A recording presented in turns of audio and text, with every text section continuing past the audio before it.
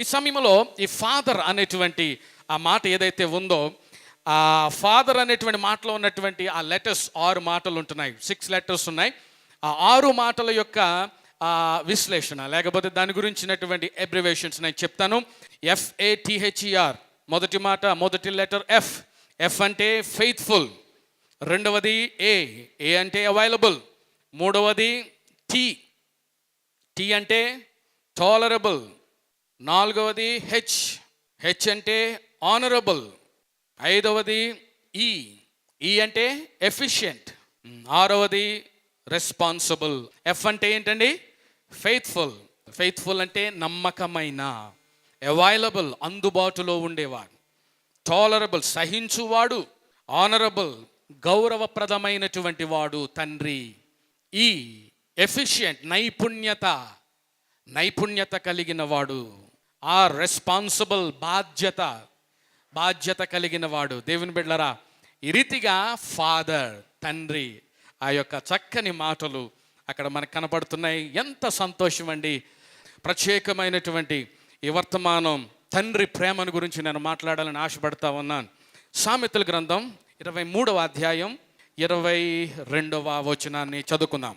నిన్ను కనిన నీ తండ్రి ఉపదేశము అంగీకరించుము, నీ తల్లి ముదిమియందు ఆమెను నిర్లక్ష్యము చేయకుము.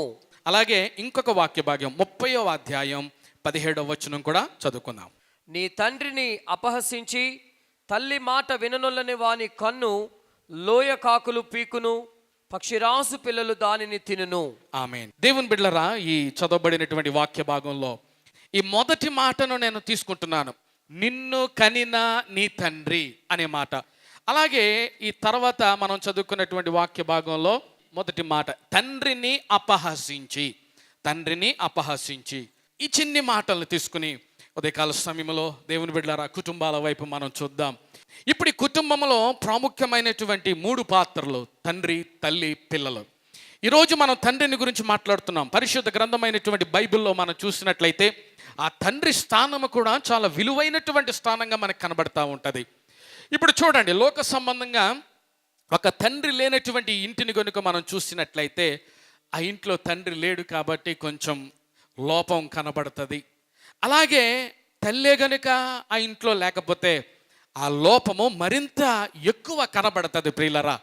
అయితే ఇప్పుడు తండ్రి అనేటువంటి ఆ స్థానంలో ఎవరైతే ఉన్నారో దేవుడు ఆ వ్యక్తికి కొన్ని ప్రాధాన్యతలు, కొన్ని విలువలు, కొన్ని బాధ్యతలు దేవుడు పెట్టాడు. ఆ రీతిగా నువ్వు చెయ్యాలి అని దేవుడు చెప్పాడు. అంతేకాదు ఆ కుటుంబంలో ఉన్న వారందరూ కూడా ఆ తండ్రి పట్ల ఒక ప్రత్యేకమైన స్థానము కలిగి ఆ వ్యక్తిని గుర్తించవలసినటువంటి అవసరత కూడా ఉందని బైబిల్ సెలవిస్తూ ఉంది. సాధారణంగా తండ్రి లేనటువంటి ఆ కుటుంబం వైపు ఒక్కసారి మనం చూస్తే, తండ్రి లేనటువంటి పక్షంలో ఆ స్థానాన్ని దేవుడు తల్లికి ఇస్తాడండి. ఆ తల్లి కూడా ఏం చేస్తుందో తెలుసా? తండ్రి ఏ పనులైతే చేస్తాడో అవన్నీ కూడా ఆమె చేసేస్తూ ఉంటుంది చాకచక్యంగా. దానికి కావలసినటువంటి ఒక అద్భుతమైనటువంటి జ్ఞానాన్ని దేవుడు ఆ ఇంట్లో తల్లికి ఇస్తాడు. ఇక అప్పుడు తండ్రి గుర్తుకు రాడు సుమా. కారణం ఏంటంటే ఏ లోటు తల్లి రానివ్వదు. ఆ కుటుంబంలో ఆ పిల్లలకు ఏ విధమైనటువంటి నొప్పి కలిగించదు. తాను తిన్నా తినకపోయినా సరే తన కష్టాన్ని ప్రక్కన పెట్టి పిల్లల్ని పెంచి పోషిస్తుంది. అద్భుతమైనటువంటి స్థానము తల్లిది. అయితే దేవుని బిడ్డలారా, తండ్రి లేని పక్షంలో ఈ తల్లి అవన్నీ కూడా చేసుకుంటూ పోతుంది. ఇప్పుడు ఒకవేళ తండ్రి ఉంటే ఆ పిల్లలు ఆ ఇంటి పరిస్థితి ఎలా ఉంటుందంటే ఆ తండ్రి వెంబడి వెళ్ళిపోతూ ఉంటారు ఎక్కడికైనా సరే. ఇక ఎక్కడికి వెళ్తున్నాము ఏంటి అని కూడా అడగవలసిన అవసరం లేదు. అంతగా ఆ తండ్రి మీద పిల్లలు ఆధారపడిపోతారు. కారణం ఏంటంటే దేవుని బిడ్డలారా, నా తండ్రి నాకు అన్నీ ఇస్తాడు, నా తండ్రి నాకు అన్నీ అనుగ్రహించగలడు అనేటువంటి భావము ఆ పిల్లల్లో ఉంటుంది. తండ్రి కూడా అలాగే చేస్తాడు కదా. తండ్రి తనకున్నటువంటి అవసరతలు, తనకున్నటువంటి ఖర్చులు, తనకున్న బాధ, తనకున్నటువంటి ఆ సమస్య ఏదైనా కానీ అవన్నీ కూడా పక్కన పెట్టి దేవుని బిడ్డలారా తనకున్న అప్పుల సహితాన్ని అతడు మర్చిపోయి ముందు పిల్లల యొక్క యోగక్షేమాలు, పిల్లల యొక్క క్షేమాన్ని కోరుకుంటూ ఆ రీతిగా సమస్తాన్ని కూడా ధారపోస్తాడు తండ్రి. ఎంత గొప్ప ప్రేమ తండ్రిది చూడండి. తను పడుతున్నటువంటి కష్టాలు బిడ్డలు పడకూడదు. ఎట్టి పరిస్థితుల్లో కూడా ఆ కష్టం గుండా వారు వెళ్ళడానికి వీలు లేదో అది తండ్రి ఆలోచన. అది తండ్రి యొక్క ప్రేమ. ఆ తండ్రి ప్రేమను గురించి ఈరోజు నన్ను చెప్పనివ్వండి. అయితే కొన్ని కుటుంబాల పరిస్థితి ఎలాగుంటుందో చెప్పమంటారా? ఆ తండ్రి ప్రేమను, ఆ తండ్రి త్యాగాన్ని, ఆ తండ్రి కన్నీటిని, ఆ తండ్రి దుఃఖాన్ని పిల్లలు పట్టించుకోవడం లేదండి. తండ్రి మీద వ్యతిరేకత, తండ్రి మీద కోపము, తండ్రి మీద పగ ఉన్నటువంటి వారు సహితం సొసైటీలో మనకి కనిపించటం లేదా? చివరికి కొంతమంది పిల్లలు తండ్రి మీదే చెయ్యెత్తేటువంటి పరిస్థితి కూడా కనబడుతుంది. కొడుతున్నారు అనే మాట చెప్పడానికి నాకెంతో బాధ కలుగుతుందండి. పరిశుద్ధ గ్రంథంలో మనం చూసినట్లయితే ఒక రాజు ఉన్నాడండి. ఆయన పేరు దావీదు. ఒక తండ్రిగా దావీదు యొక్క స్వభావం, ఒక తండ్రి మహారాజు అయినటువంటి దావీదు యొక్క మనస్సు, అతని యొక్క హృదయం, అతని ఆలోచనలు, అతని యొక్క కార్యాలు తన కుమారుని పట్ల ఏ విధంగా ఉంటున్నాయి అనేటువంటి ఆలోచనతో వాక్యంలోనికి వెళదాం. ఈ దావీదు మహారాజు తన కుమారుడి పేరు అబ్షాలోం.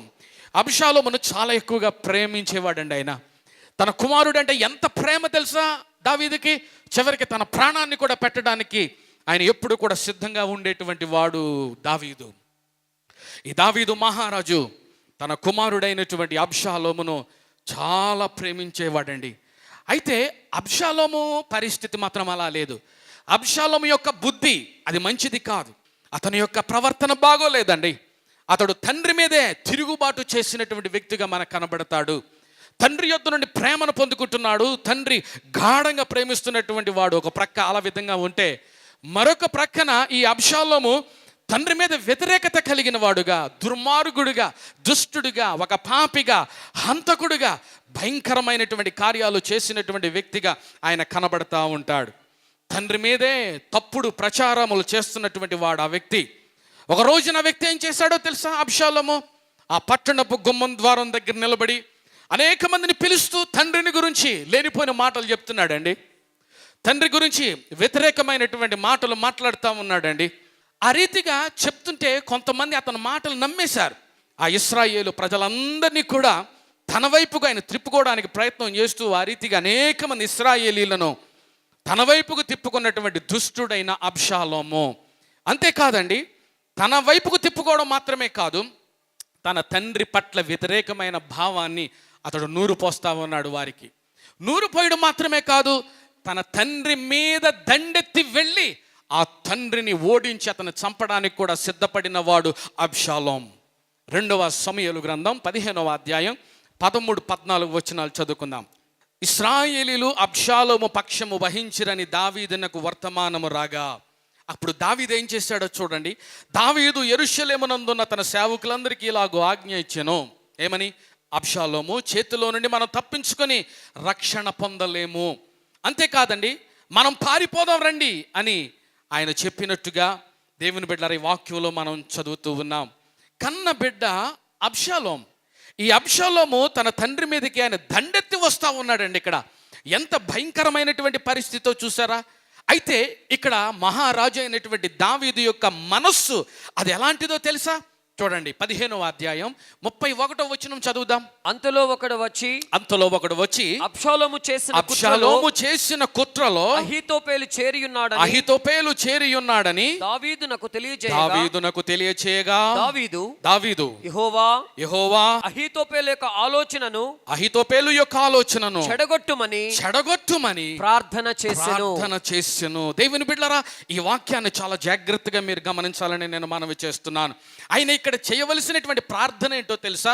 ప్రభువా, నా కుమారుడైనటువంటి అబ్షాలోము నా మీదకు కత్తి దూస్తున్నాడు ప్రభువా, నన్ను చంపడానికి సైన్యముతో బయలుదేరాడు ప్రభువా, అటువంటి వాడిని నువ్వు నాశనం చేయి. నేనైతే చేసే ప్రార్థన అదే. కానీ ఇక్కడ దావీదు మహారాజు ఆయన చేస్తున్న ప్రార్థన ఏ విధంగా ఉందో ఒక్కసారి చూడండి. యెహోవా అహీతోపేలు యొక్క ఆలోచనను చెడగొట్టు అని ఆయన ప్రార్థన చేస్తున్నట్లుగా ఇక్కడ మనం చూస్తున్నాం. తండ్రి ప్రేమ అంటే అదేనండి. తండ్రి ప్రేమ అంటే ఇదే. ఓ, నా కుమారుడు మంచివాడు, కానీ అతను ప్రక్కన్న అహీతోపేలు ఉన్నాడే, వాడు చెడ్డవాడు, వాడు దుర్మార్గుడు, వాడి మంచివాడు కాదు. ఈ రోజున శారీరకంగా ఈ భూమి మీద ఉన్నటువంటి కుటుంబాల్లో కూడా ఇదే పరిస్థితి మనకి కనబడుతూ ఉంటుంది. నా కుమారుడు మంచివాడండి, కానీ నా కుమారుని ప్రక్కన ఉన్నాడే, వాడి వల్ల నా కుమారుడు చెడిపోతా ఉన్నాడు. నా కుమారుడు మంచివాడు, వాడు నీతిమంతుడు, న్యాయవంతుడు అండి, చాలా జ్ఞానము తెలివితేటలు కలిగినటువంటి వాడు, కానీ అతని స్నేహితులు ఉన్నారే అని మాట్లాడుతూ ఉంటాం మనం. అతని ప్రక్కనున్నారే వారిని గురించే నా పిల్లల పరిస్థితి. దేవుని బిడ్డలారా, ఇక్కడ మనం చదువుకున్నట్లయితే నా కుమారుని చెడగొడుతున్న వాడు అతని ప్రక్కన ఉన్నాడు, ప్రభువా అతని మార్చు అని ప్రార్థన చేసినటువంటి అద్భుతమైనటువంటి ప్రార్థన దావీదు ప్రార్థన. ప్రియులారా గమనించాలి, ఈ దావీదు మహారాజు సామాన్యమైనటువంటి వాడు కాదండి, దేవుని యొక్క చిత్తంలో ఉన్నటువంటి వాడైనా. ఈ దావీదు యుద్ధశూరుడైన, కొందరు రాజులు ఆయన పేరు చెబితేనే గడగడలాడిపోయి రాజ్యాల్ని వదిలి పారిపోయేటువంటి ప్రసక్తి ఉంది, అంత పవర్ఫుల్ కింగ్ ఆయన. అలాంటి రాజు పరిస్థితి ఎలాగుందంటే, ఇప్పుడు తన కన్న కుమారుని చేతుల్లో ఓటమి కలిగినప్పుడు అతడు పారిపోతున్నటువంటి పరిస్థితి మనకు కనబడుతుంది. దేవుని బిడ్డలారా, అప్రియమైన దేవుని జనాంగమా, అబ్షాలోము పాపానికి తీర్పు దేవుడు చేస్తాడు. దేవుడు విడిచిపెట్టడండి. దేవుడు చూడనుకుంటున్నారా? ఒక రోజు రాదనుకుంటున్నారా? దేవుని బిడ్డలారా, అబ్షాలోము విషయంలో కూడా తీర్పు వచ్చింది. ఆ రోజు రానే వచ్చింది. ఆ రోజు జరిగినటువంటి కార్యం ఏంటంటే, తండ్రిని జయించాలనేటువంటి ఉద్దేశంతో 20,000 మందిని తీసుకుని వెళ్ళిపోతా ఉంటే అక్కడ దావీదు సైన్యానికి అబ్షాలోము సైన్యానికి ఘోరమైనటువంటి యుద్ధం జరిగింది. దేవుని బిడ్డలారా, ఏం జరిగిందో తెలుసా? అబ్షాలోము సైన్యం అంతా 20,000 మందినండి, 20,000 మంది హతులైరి అని దేవుని వాక్యంలో మనం చదువుతున్నాం. దేవుడు చూస్తున్నాడు సుమా, దేవుడు చూస్తున్నాడు. దైవ జనాంగమా, అబ్షాలోము తన సైన్యం తన తండ్రి చేతిలో వారు చస్తా ఉంటే పారిపోయి పిరికివాడిగా బెదిరిపోతూ కంచరగాడిదెక్కి అతడు పారిపోతూ ఉండగా ఒక పెద్ద వృక్షము, పెద్ద పెద్ద కొమ్మలు ఉన్నాయి, పెద్ద పెద్ద కొమ్మలు ఉన్నటువంటి వృక్షం క్రింద నుంచి ఆ గాడిద వెళ్తుంది. దాని మీద అబ్షాలోము పారిపోతూ ఉండగా తన యొక్క తల వెంట్రుకలు దానికి చుట్టుకొని ఆ అబ్షాలోము ఆకాశమునకు భూమికి మధ్యలో వ్రేలాడుతూ ఉన్నాడు. బైబిల్లో ఆ విధంగా వ్రాయబడి ఉంది. అతడు వ్రేలాడుతూ ఉన్నాడు. అప్పుడు ఏం జరిగిందో తెలుసా? అక్కడ ఉన్నటువంటి ఆ సైనికులు అది గమనించి వచ్చేసారండి, చుట్టుముట్టేశారు, ఆయన చుట్టుముట్టేశారు. ఇప్పుడు ఒక్క క్షణం చాలు, ఒక్క సెకండ్ చాలు ఆయన చంపడానికి. అయితే అక్కడ ఉన్న సైనికులందరూ కూడా అబ్షాలోమును చంపడానికి వెనుకాడిరి. ఎందుకండి అబ్షాలోమును వారు చంపలేదు అని అంటే కారణం దావీదు గారిని బట్టి, తండ్రి అయినటువంటి దావీదును బట్టి. తండ్రి అయిన దావీదు వారికి ఒక మాట చెప్పాడు. ఏం మాట? వాక్యంలో చూడండి ఆ మాట, 18వ అధ్యాయం 11, 12 వచనాలు. యోవాబు, నీవు చూచి ఇంటివే, నేల కూలినట్లు నీవతని కొట్టకపోతివేమి? నీవతని చంపిన ఎడల 10 తులముల వెండియు 1 నడికట్టును నీకు ఇచ్చియుందునని తనకు సమాచారము చెప్పిన వానితో అనెను. అందుకు వాడు, యవనుడైన అబ్షాలోమును ఎవడును ముట్టకుండా జాగ్రత్త పడుడని రాజు నీకును అభిషేకిని ఇత్తయికిని ఆజ్ఞనిచ్చుచుండగా నేను వింటిని. 1000 తులముల వెండి నా చేతిలో పెట్టినను రాజకుమారుని నేను చంపను. హల్లెలూయా! ఎంత అద్భుతమైనటువంటి మాట ఇక్కడ మనం చదువుకున్నామో చూడండి. తండ్రి ప్రేమ ఎంత గొప్పదో తెలుసా? తండ్రి తనను చంపాలనుకున్నటువంటి వాణ్ణి ఆయన ఇక్కడ మాట్లాడుతున్నాడు, ముట్టుకొనవద్దు, ఆయనను మీరేం చేయొద్దు, మీరు చనిపోయినా పర్వాలేదు కానీ నా కుమారుడు మాత్రం బ్రతకాలనేటువంటి ఆలోచనతో ఇక్కడ దావీదు మహారాజు తన ప్రేమను మరొకసారి అక్కడ కనబరుస్తూ ఉన్నాడు. ఈ ప్రేమ తన కొడుక్కి ఉందా? తండ్రి ఇంతగా తన కొరకు ఆతురత పడుతున్నాడే, ఇంత త్యాగం చేస్తున్నాడే, నేను మరణ దశకు వచ్చినప్పటికీ కూడా నన్ను చంపకుండా నా మీద ప్రేమను ఒలకబోస్తున్నటువంటి తండ్రి. దయచేసి ఒకసారి ఆలోచించండి. అబ్షాలోము ఏం జరిగిందో తెలుసా? వాక్యంలోనికి వద్దాం. 2వ సమూయేలు 18వ అధ్యాయం 14, 15 వచనాలు మనం చదువుకున్నట్లయితే, యోవాబు, నీవు చేయి వరకు నేను కాచుకొని యుందునా అని చెప్పి 3 బాణములు చేత పట్టుకొని పోయి మస్తికి వృక్షమును వ్రేలాడుచు ఇంకను ప్రాణముతోనున్న అబ్షాలోము యొక్క గుండెకు గురిపెట్టి తన ఆయుధములను మోయి వారు 10 మంది చుట్టుకొని ఉండగా అబ్షాలోమును కొట్టి చంపెను. చూసారా? ఇక్కడ వాక్యంలో మనం చూసినట్లయితే తండ్రేమో ఒక ప్రక్కన తన ప్రేమను ఆయన కనబరుస్తూ ఉంటే, ఈలోగా యోవాబు, నీవు చేయు వరకు నీవేము కాచుకొని ఉందుమా అని చెప్పి 3 బాణములను చేత పట్టుకొని ఆ మస్తకి వృక్షమును వేలాడుతున్నటువంటి ఇంకా ప్రాణముతో ఉన్నటువంటి అబ్షాలోము యొక్క గుండెకు గురిపెట్టి తన ఆయుధములు మోయువారు వారు చుట్టూ ఉండగా అబ్షాలోమును కొట్టి చంపెను అని దేవుని వాక్యంలో వ్రాయబడి ఉంది. ప్రియులారా, ఎవరి చేతిలో నుంచి నువ్వు తప్పించుకున్నా దేవుని చేతిలో నుంచి తప్పించుకోవడం నీ వల్ల కానే కాదు సుమా.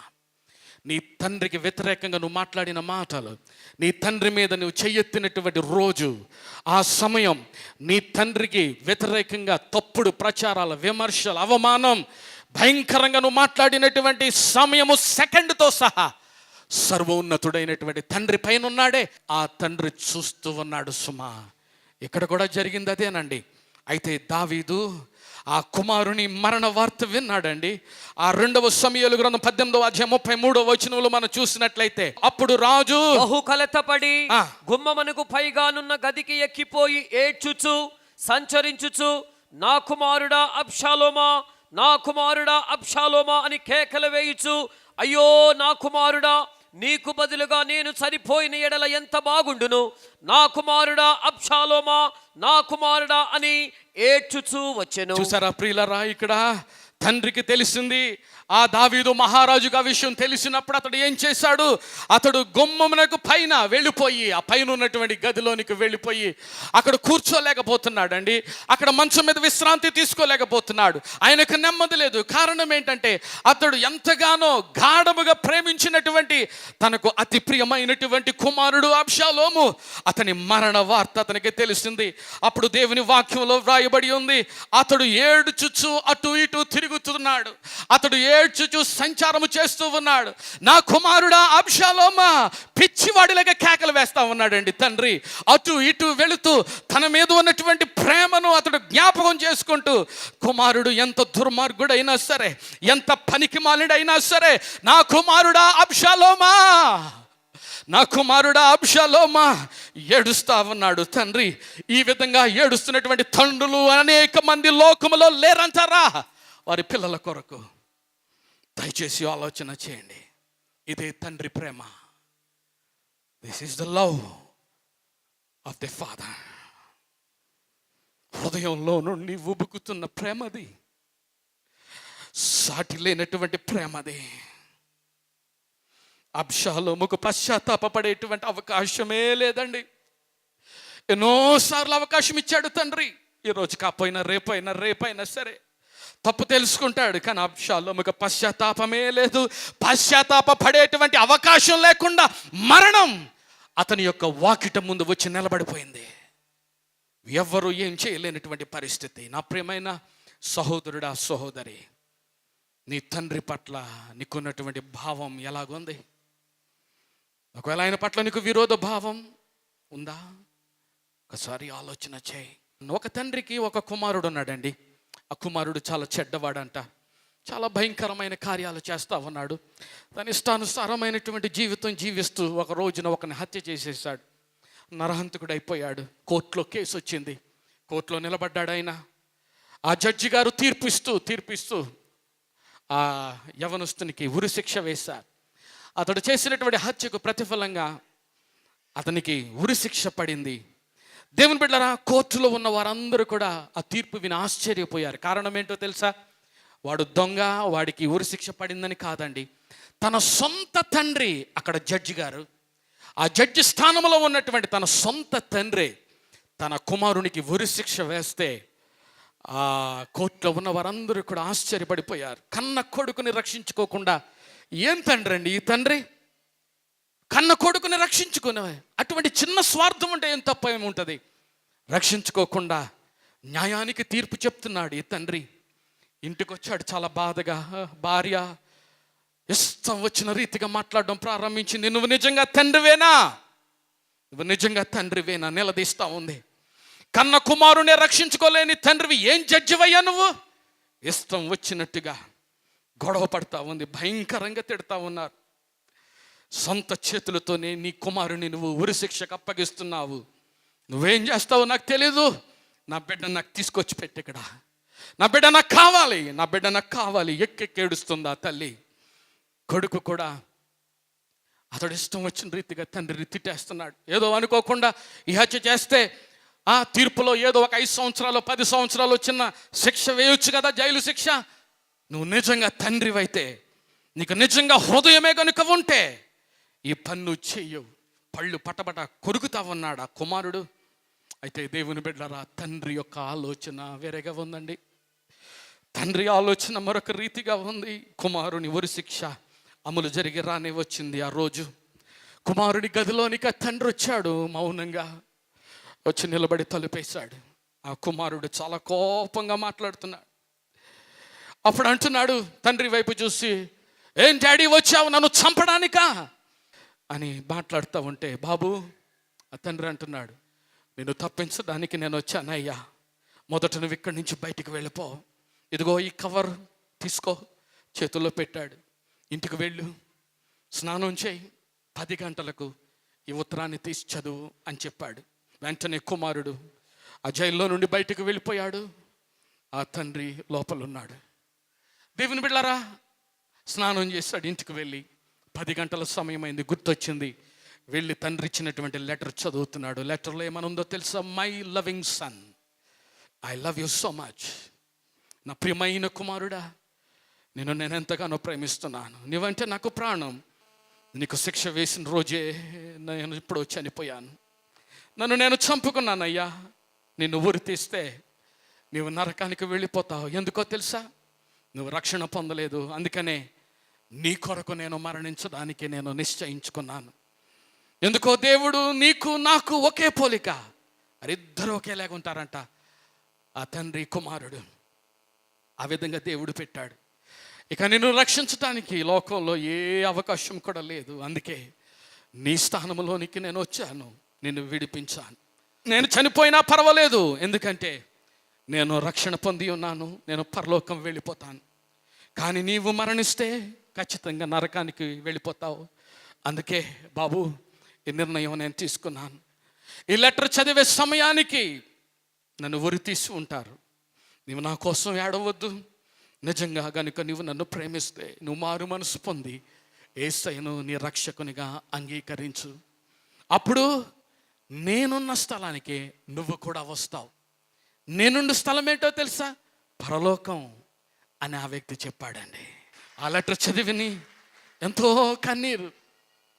ఆ లెటర్ చదువుతూ ఎక్కెక్కేడుస్తూ ఉన్నాడు ఆ యవ్వనస్తుడు. డాడీ, నేను పొందవలసినటువంటి మరణాన్ని నువ్వు పొందుకున్నావా అని. ఒకవేళ నేను మారు మనసు పొంది నిజాయితీగా న్యాయంగా బ్రతకకపోతే, యేసయ్యను నమ్ముకోపోతే, నా అంత దుర్మార్గుడు ఇంకెవ్వరి లోకంలో ఉండరు అని కన్నీరు కార్చి ఆ రోజునే యేసయ్యను అంగీకరించాడు ఆ బిడ్డ. తండ్రి ప్రేమను గురించి ఏమని చెప్పమంటారు? ఇదే తండ్రి ప్రేమ.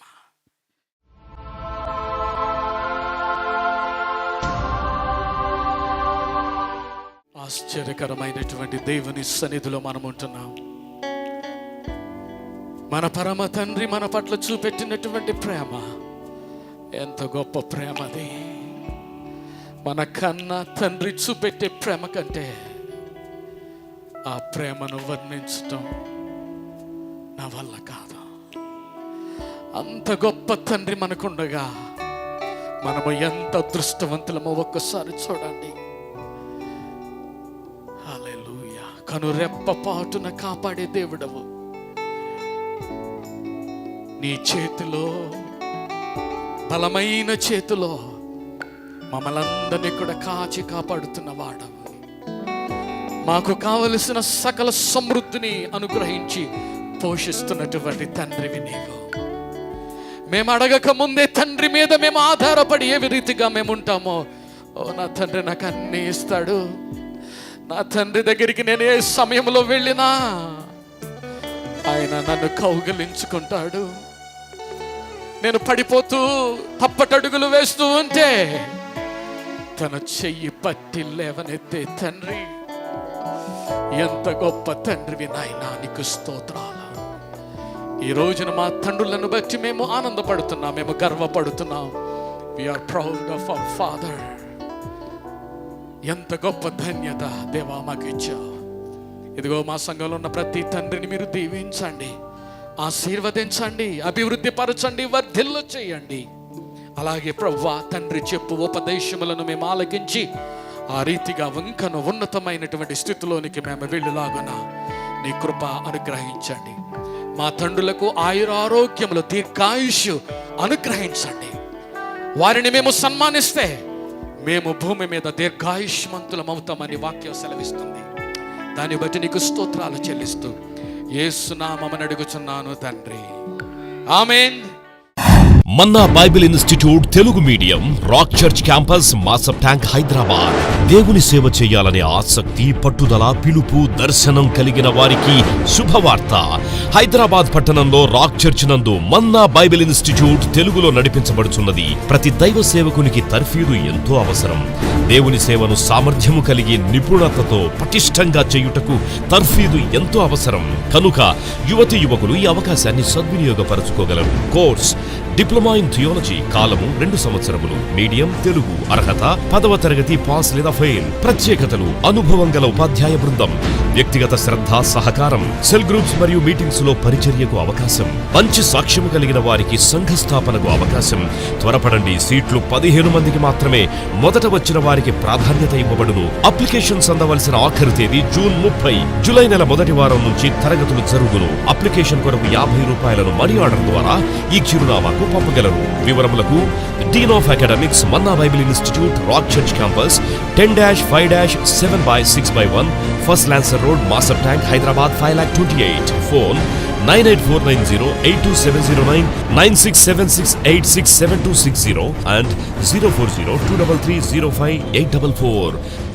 వివరములకు సంప్రదించవలసిన మా చిరునామా: Rock Church 10-5-7/6/1, First Lancer Road, Masab Tank, Hyderabad 500028, తెలంగాణ రాష్ట్రం, ఇండియా. మా ఫోన్ నెంబర్లు 9849082709, 967686867260 మరియు 04023305844.